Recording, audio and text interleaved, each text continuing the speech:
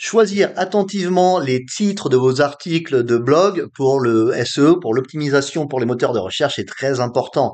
Et donc, par exemple, ici, j'ai cet article donc qui est assez populaire, mais comment savoir si le titre que j'ai choisi est le bon et celui qui marche le plus, qui attirera le plus de visiteurs? En utilisant l'intelligence artificielle, on peut optimiser tout ça, optimiser notre nom d'article et optimiser nos articles, les aider à monter sur les moteurs de recherche. Donc, par exemple, si je choisis cet article, donc ça c'est un titre. Alors d'ailleurs, c'est pas le titre que j'ai choisi, c'est un titre qui vient de l'intelligence artificielle. Donc, si je vais dans la Search Console de Google et que je regarde pour cette URL comment je suis positionné sur les moteurs de recherche, voilà. Donc, je peux voir par exemple que sur les moteurs de recherche, on recherche des choses différentes que ce que j'ai mis dans le titre.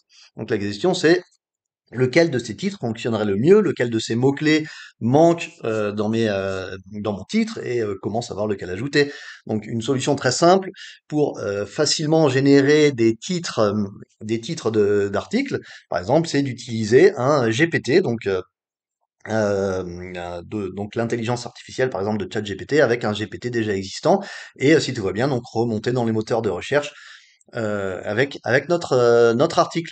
Donc il suffit d'ouvrir ce GPT, donc qui est déjà optimisé, le lien est dans la description, et vous pouvez l'utiliser en français en lui demandant simplement de donner des résultats en français. Donc par exemple, copiez votre titre d'article, donnez-lui simplement votre titre d'article en faisant un copier-coller, et demandez-lui de vous donner des variations de titre pour votre article. Donc éventuellement rajouter des cotes autour de votre titre d'article. Éventuellement donnez-lui l'URL si vous voulez que le GPT aille voir votre article. Et tout ce que vous avez à faire après, c'est à attendre. Et voilà, vous avez 5 variations de titres que vous pouvez directement essayer sur votre article. Ensuite, la question suivante, c'est comment essayer ces différents titres, comment les comparer entre eux, comment savoir lequel est le meilleur. Donc, par exemple, avec l'outil gratuit aussi d'intelligence artificielle des OIC, le tag tester de Niche IQ, vous pouvez le faire. Donc, si vous n'avez pas de compte, le lien est dans la description aussi. Donc, allez sur votre dashboard ESOIC une fois que vous aurez créé un compte et intégré votre site. Et tout en haut, vous avez Niche IQ, l'onglet Niche IQ, donc allez dedans. Ensuite, allez dans On-Page SEO, donc l'optimisation pour les moteurs de recherche sur la page. Et ici, vous avez le tag tester. Donc vous pouvez créer différents groupes d'expérimentation. Donc par exemple, moi, c'est déjà le cas, je l'avais déjà fait avec cet article. Et donc je mets l'URL de mon article et je peux voir que j'avais déjà fini une expérience où j'avais essayé différents résultats, différentes variations de titres. Donc si je regarde les résultats, là donc l'intelligence artificielle a essayé chaque variation de titre l'un après l'autre. Donc par exemple ici le premier essai c'était le titre là par rapport au titre original. Le deuxième essai c'était le titre là qui varie légèrement par rapport au titre précédent. Et donc automatiquement, l'intelligence artificielle a essayé tous ces articles, tous ces titres d'articles semaine après semaine et les a comparés. Donc sur le nombre de vues, de pages vues par visite, l'emplacement sur le moteur de recherche, le bounce rate, le click-through rate, le nombre de sessions, et donne un score total à chaque variation. Et à la fin des expérimentations, choisit donc la meilleure variation par rapport à ces critères et l'utilise sur votre article. Donc vous pouvez très simplement utiliser ChatGPT, un GPT donc pour créer des variations et utiliser l'outil Tag Tester pour tester ces différentes variations et automatiquement choisir celle qui fonctionne le mieux.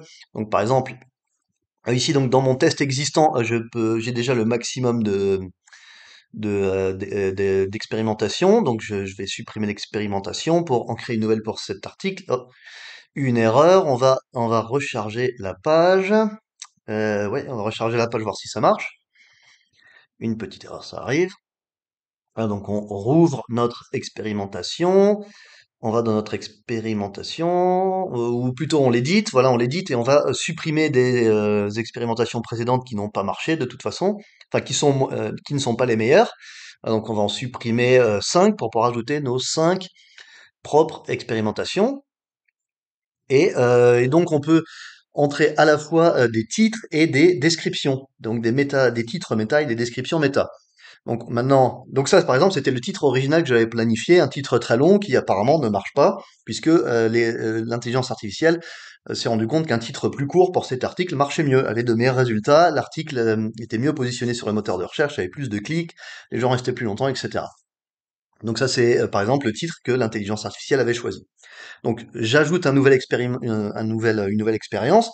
Donc on peut encore une fois entrer le titre et la description. Donc j'ai oublié de demander aussi des descriptions. Donc on va demander à ChatGPT au GPT des descriptions aussi. Ouais, donc les descriptions optimisées pour le SEO, les variations de description vont aussi être demandées. Donc maintenant on pourra aussi cocher d'entrer la description. Voilà. Hop, ça génère les descriptions. Donc on a 5 titres différents et 5 descriptions méta différentes, tous à utiliser pour notre article et pour les tests automatisés. Donc on va prendre le premier titre, on coche tout ça, on entre notre titre. On peut aussi rajouter des tags. Donc par exemple, si on veut que ce soit utilisé pour l'open graph, si c'est le même que le titre ou pas, et si c'est utilisé pour le premier H1 dans l'article, donc pour répéter en fait le titre et les mots-clés. Et ensuite, on rentre la description, et voilà, notre premier test est créé. Et voilà. Et donc maintenant, il n'y aura plus qu'à attendre que l'expérimentation soit faite et que l'intelligence artificielle fasse ça tout seul. Donc on va maintenant rentrer les autres. Donc on a 4 autres expérimentations à créer. Donc le deuxième titre, hop, on enlève les cotes. Voilà, on a mis le titre, maintenant on rentre la deuxième description. Et on fait ça donc les uns après les autres. Donc donc tout ça en fait enfin c'est gratuit une fois qu'on si on peut utiliser ChatGPT et Zoic, il y a rien de supplémentaire à payer. On peut le faire le répliquer plus ou moins à l'infini et comme ça donner un petit boost SEO à tous nos articles, tous les articles qu'on veut. Donc encore une fois, on peut très facilement le faire en français simplement en demandant au GPT de répondre en français. Aucun problème. Voilà, donc on rentre nos titres. Hop. Et si éventuellement on a des mots-clés qu'on veut inclure, on peut aussi les demander au GPT. Voilà, maintenant on met la quatrième description, on sauvegarde, la cinquième description, le cinquième titre, d'abord, hop, copier, coller. Oui, donc on a déjà 6 expérimentations, donc ça va prendre plus de 42 jours, pas de problème, ça peut prendre aussi longtemps qu'il faut, ça ne nous dérange pas, on n'est pas pressé. Donc suivant le nombre de visites que vous avez sur vos pages, l'expérimentation va aller plus ou moins vite. Le plus de visiteurs vous avez, le plus vite il pourra essayer différentes variations et voir les différences. Et voilà. Donc c'est tout ce que vous avez à faire pour pouvoir créer donc des tests AB de titres. Donc ensuite, l'intelligence artificielle va utiliser vos titres et vos descriptions créées dans ChatGPT les uns après les autres, voir lequel fonctionne le mieux, et au final, une fois que tout ça aura été fait, choisir celui qui fonctionne le mieux, et donc l'utiliser pour que votre article soit mieux positionné sur les moteurs de recherche avec le temps, et donc forcément vous obtenir plus de visiteurs sur vos sites. Voilà, donc simple et efficace, voilà, et donc je vous encourage bien sûr à faire ça.